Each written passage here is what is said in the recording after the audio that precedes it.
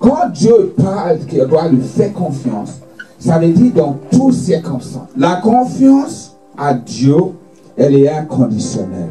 Si tu fais confiance à l'homme, elle est peut-être conditionnelle. Parce que on dit que la confiance, ça se mérite. Oui ou non? Amen. Ça veut dire qu'il y a quelque chose qui s'est passé qui te donne ou qui t'a donné la possibilité de lui faire confiance. Mais Dieu a-t-il prouvé que tu peux lui faire confiance? Il est venu sur terre. Il est mort pour toi. Pour t'arracher de maladie. Pour t'arracher de plans diaboliques du diable. Est-ce que tu peux lui faire confiance ce matin? Avec Dieu, tout est possible à celui qui croit. La confiance, c'est ce qui te donne la possibilité de croire. Il faut montrer que tu l'as. Jésus sera toujours là auprès de toi parce qu'il est toujours là. Il l'a dit, je ne t'abandonnerai point. Alléluia. Fais-moi confiance. La volonté que tu as dans ton cœur, Dieu le sait. Petit à petit, il fait quelque chose en toi pour pouvoir faire à travers toi. Il va te faire vivre certaines choses, il permet, pour que tu deviens, selon la parole de Dieu dans 1 Corinthiens, tu deviens un vrai témoignage pour les autres. Dieu, c'est un Dieu de dernière seconde. Il attend, il attend, il attend, il attend, il attend, parce qu'il sait ce qu'il veut faire pour toi. Mais il veut que tu sois un témoignage. Il attend, et toi tu résistes le diable. Et le Seigneur fait ce qu'il a fait. Et tu deviens un témoignage pour les autres. Je pense que le Seigneur veut que chaque personne sache à quel point elle ou il est important pour le Seigneur. Que tu n'es pas là par hasard. On dit à chaque fois Dieu est le contrôle de toutes choses, n'est-ce pas? Dieu est en contrôle de toutes choses. Mais le fait que Dieu est en contrôle de toutes choses, ça ne veut pas dire que nous ne sommes pas en contrôle de notre vie. C'est pour cela que nous sommes, des fois on marche par la chair, marche par l'esprit. Mais parce qu'il est Dieu, il est possible, il est capable de transformer, tac, tac, tac, tac, tac, tac, ta vie, transformer. Il est capable de faire. Mais c'est une démarche qu'il veut que tu fasses. Il veut que tu l'expériences qui il est réellement. Il veut que tu saches qu'il est Dieu. Il veut que tu saches que lui, il t'a créé pour lui servir, pour montrer sa gloire. Alléluia. Amen. Mais nous ne nous rendons pas compte. Et on ne rentre pas dans cette dimension avec le Seigneur. Pourquoi? Parce qu'on est rempli de nous-mêmes. On est rempli, on agit par la chair à chaque fois, au lieu de marcher par l'esprit. La Bible dit dans Genèse 1 que Dieu l'a dit, faisons l'homme à notre image. Faisons l'homme à notre ressemblance. Amen. Amen. Ce n'est pas juste image comme nous sommes, nous. C'est le caractère de Dieu qui est saint. Le caractère de Dieu qui a l'autorité, qui décrète, qui fait des choses, qui est créatif. Les choses se passent. C'est manifeste sa gloire. Dieu, quand il a dit ça, il voulait qu'on fasse la même chose, juste comme lui. Et quand il a créé Adam, il discutait avec Adam. Il marchait avec lui dans le jardin. Alléluia. Amen. Il a dit, il a dit à Adam, multipliez-vous, dominez la terre. Faites tout, il nous a donné le pouvoir de tout faire. Mais aujourd'hui, il y a des gens qui sont dans le problème, des difficultés. Alléluia. Amen. Pourquoi? Parce qu'ils ne marchent pas dans la volonté parfaite de Dieu. Mais Dieu avait un plan, il a envoyé Jésus-Christ. Qu'à travers le sacrifice au Seigneur, nous sommes sauvés. Et là, on peut marcher dans cette volonté parfaite. Alléluia. Amen. Mais le secret, c'est qu'on ne peut pas manger dans cette volonté parfaite. Un pied ici, un pied là-bas. Les deux pieds doivent être à l'intérieur avec le Seigneur. Et c'est là que tu peux marcher dans la volonté parfaite, dans la bénédiction de Dieu. C'est là que tu peux avoir l'autorité de décret et les choses se passent. De prier, les choses se transforment dans notre vie. Alléluia. Amen. Comme je disais, il y a toujours un combat entre la chair et l'esprit. Et quand il y a le combat entre la chair et l'esprit, toi, parce que tu es dans le Seigneur, tu dois marcher par l'esprit. Peu importe la situation, comme il a dit tout à l'heure. Peu importe la situation, Dieu, il est dans notre vie. Dieu a un plan pour nous. C'est de bons plans que Dieu a planifiés pour nous. Mais le problème, c'est nous. Si nous ne rentrons pas dans cette plan, si nous ne rentrons pas dans ce projet, dans le volonté parfaite de Dieu, c'est parce que nous avons toujours des choses à l'intérieur de nous qui empêchent que Dieu manifeste sa gloire dans notre vie. C'est fini le temps où on blâme Dieu. Pourquoi il y a ça? Pourquoi il y a ci? Il nous a tout donné. C'est à nous maintenant de relever les choses qui n'est pas à sa gloire. Alléluia. Amen. Il nous a tout donné parce qu'il nous aime tellement. Si Dieu a donné Jésus-Christ, son Fils unique, tout ce qu'il avait pour mourir à la croix, pour nous, qu'est-ce qu'il nous reste à donner la paix, à te donner la joie, à te donner tout ce que tu as besoin. Il a donné son Fils. Alléluia. Mais le problème, c'est nous, le combat. Alléluia. À chaque fois, il y a des plaintes, il y a la médisance, il y a la jalousie, il y a le jugement, il y a la compétition. Ça suffit. Autant que les enfants de Dieu, nous n'avons pas le droit de faire. Les gens demandent, nous avons le droit de faire toutes ces choses-là. Mais nous, ici, on n'a pas aucun droit de faire ces choses. Nous sommes différents. Nous ne sommes pas des êtres ordinaires. Nous sommes des êtres surnaturels. Parce que le Saint-Esprit habite en nous. Le Saint-Esprit, il n'est pas dans le monde, mais il est en nous. C'est important de savoir qui nous sommes. Quand je lisais ce passage aujourd'hui, ce matin, je pleurais au début jusqu'à la fin.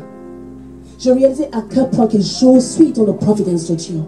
Peu importe ce qui m'est arrivé jusque-là, que je me trouve même dans la chambre de prière. Je dis, je suis là parce que Dieu, il a dirigé quelque part ma vie pour être là aujourd'hui. Là où nous sommes aujourd'hui, c'est le résultat de comment on a vécu, comment on a vu, comment on a pensé. Alléluia. C'est parce que c'est de façon que tu penses. Tel l'homme pense, tel il est. Alléluia. Si tu fais Dieu le roi de ton cœur, le Dieu de ta vie, tu peux avoir tout ce que tu as besoin. Parce que c'est lui le créateur de le ciel et la terre. Il ne veut pas que tu souffres. Il ne veut pas. Ce n'est pas le plan de Dieu. Ce n'est jamais le plan de Dieu que ses enfants souffrent. Alléluia. Il a dit dans sa parole, je viens pour donner la vie et la vie en abondance. Que nous n'avons aucune manque. On doit vivre dans l'abondance. On doit vivre la gloire du Seigneur. On doit être des exemples, laisser le monde voir. Venez voir mon Dieu. Il m'a donné le pouvoir de manifester sa gloire. Dieu nous attend. Jésus-Christ, il a commencé, il avait quel âge? 12 ans. Dieu ne regarde pas l'âge. Qu'est-ce qu'on attend? De laisser le monde voir que Dieu est Dieu. Fuis de péché. Alléluia. Fuis de péché.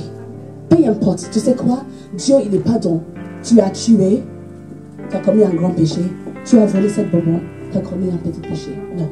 Devant le Seigneur, péché et péché. Mais pas quand tu as menti et tu as tué, un plus grand péché, un petit péché. Non. Devant le Seigneur, c'est la même chose. Péché, c'est péché. Et quand il y a péché, il y a une séparation entre l'homme et Dieu. C'est seulement on réalise à quel point on doit marcher dans la voie du Seigneur. Il nous a donné l'autorité, il nous a donné le pouvoir. C'est en nous. Mais qu'est-ce que tu fais avec? C'est là que tu trouves le résultat de qu'est-ce que ta vie devient. Alléluia. Alléluia. Dieu a fait une magnifique chose, des choses puissantes avec plusieurs personnes dans la Bible. Mordechai dans la Bible est gardien, mais il a terminé dans le palais avec le roi. Il portait même le signe de le roi, le bac de le roi. Il avait le pouvoir de tout faire. Daniel aussi la même chose. Alléluia. Il était en exil en Babylone. Qu'il a vécu pas mal de choses, mais il est devenu le gouverneur. Alléluia. Et aujourd'hui, je veux parler de Joseph.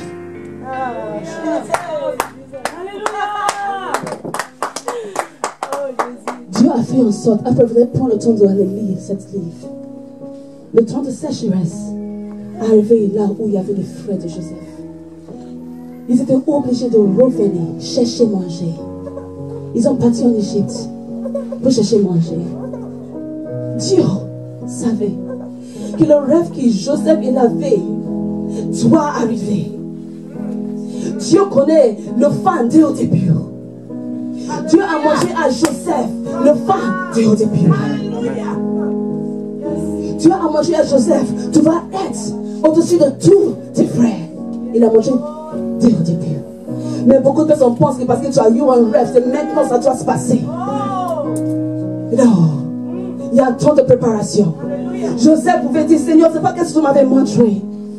Tu m'avais montré que je suis l'étoile et tout le monde peut se tenir devant moi. Mais non, non, non, non, non. Dieu dit, je suis le maître de temps et de saison. Chaque chose a son temps. Tu vas te mettre dans une place de préparation. Parce que je vais t'élever dans un niveau plus haut. Qu'est-ce qui s'est passé? Qu'est-ce qui s'est passé? Le frère de Joseph, ils ont cherché à manger jusqu'à rive, ils ont arrivé devant le palais où se trouve son frère. Mais ils ne savaient pas c'était Joseph. Joseph était transformé. Il a grandi.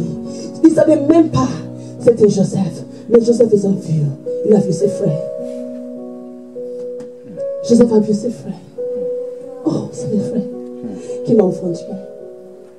Il a dit à ses servantes, donne-nous à manger. Parce qu'ils sont venus acheter. Mais ses frères ne connaissaient pas c'était Joseph. Parce que Joseph aime Il veut savoir comment va son père.